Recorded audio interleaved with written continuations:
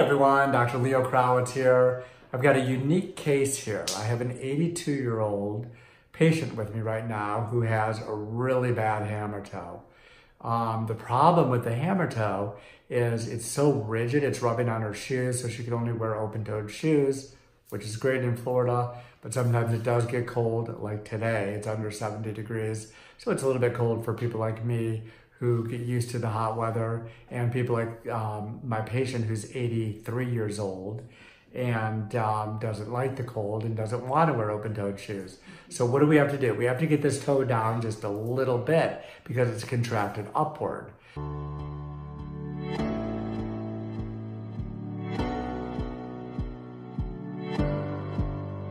So I'm gonna have you look at this toe right here, and you can see how it's up in the air compared to the other ones.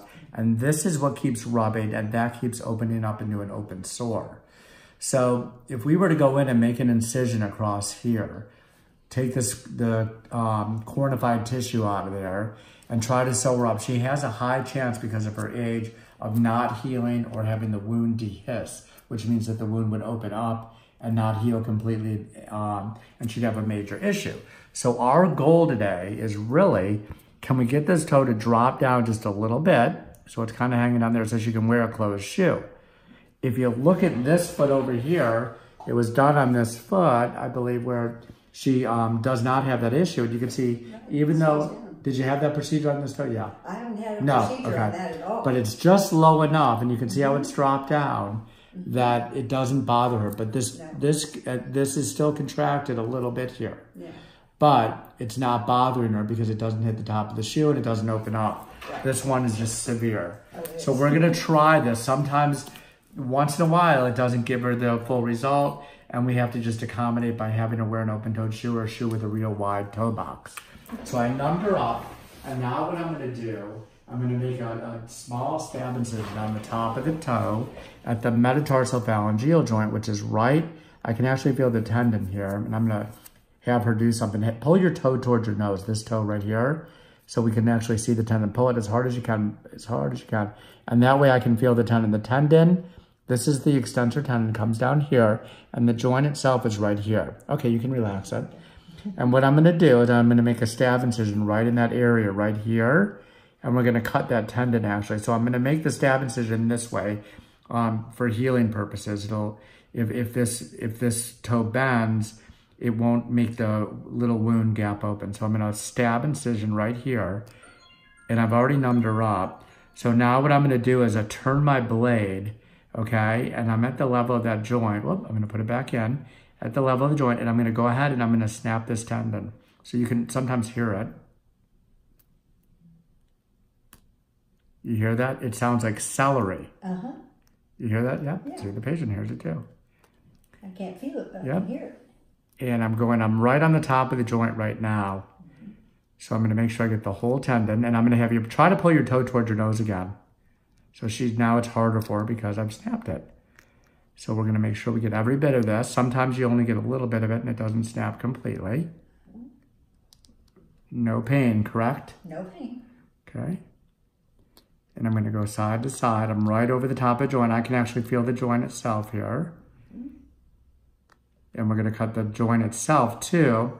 That's called a capsulotomy. Go ahead and try to pull it again. Okay. And there's a little bit more that needs to be cut. There we go.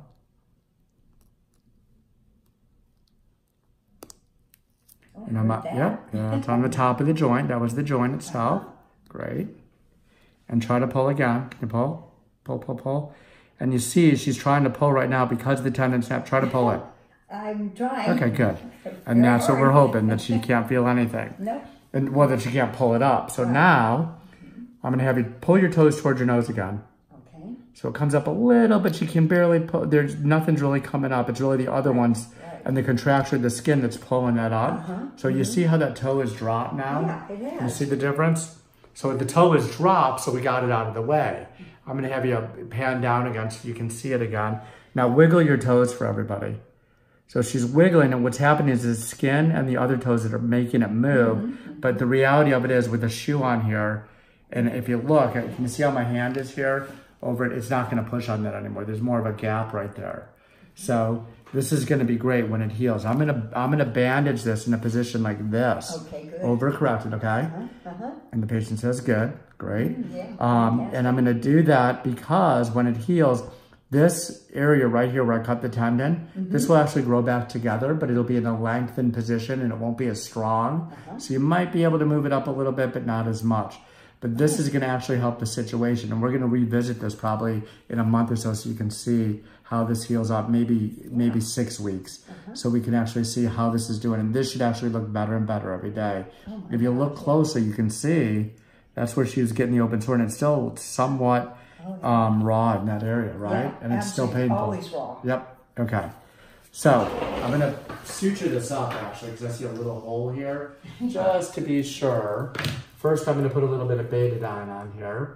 Over the hole, we're gonna drip a little bit of it in that hole. So I'm actually gonna put this in the hole itself. And we're gonna get a little bit of betadine in there.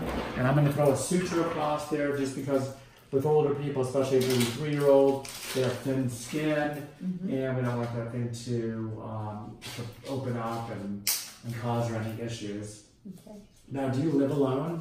No, I have a husband. Okay, and 2 dogs. Oh, okay. The dogs can help you with taking care of the surgery procedure afterwards, right? The post-op care? Yeah, because my husband works.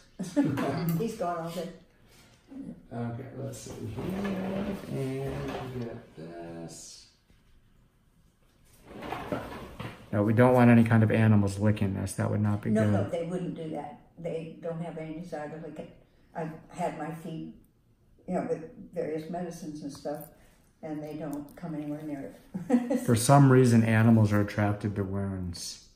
They must smell the blood or something. I don't know. Well, yeah, I haven't had any bloody, except for when that top part would bleed.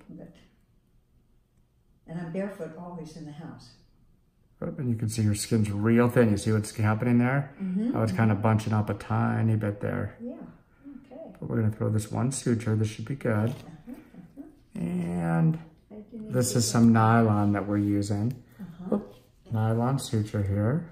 Didn't feel a thing when you sutured it. And I'm going to have my camera person actually cut this. We're having a little trouble there. There we go.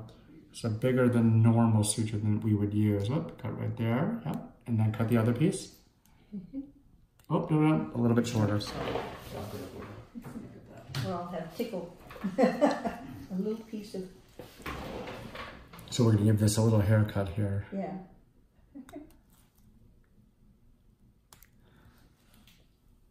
Pull that off. Okay, so now we have a straighter toe. Try to wiggle your toe one more time. Good.